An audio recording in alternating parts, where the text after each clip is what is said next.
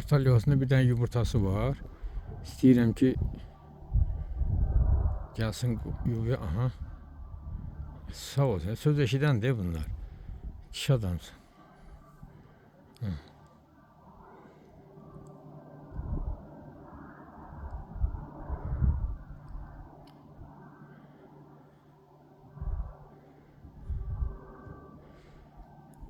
Yaxşı, biz səni çox narahat eləməyək. Sən get yuvamın üstünə, biz də gedək yolumuza.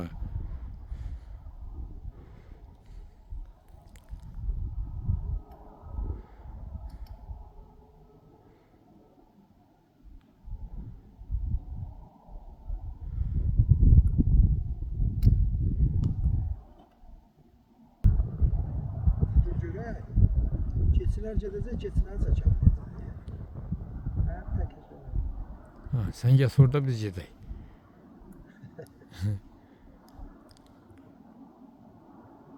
Yumurtasını istəyir çəksin sinəsinin altına.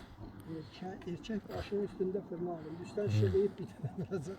Ayağın tarafta da onu da seç. Daha bak ya. Şey yapla boşumuzun üstüne bura bakayım. Ha, çıkın gidin.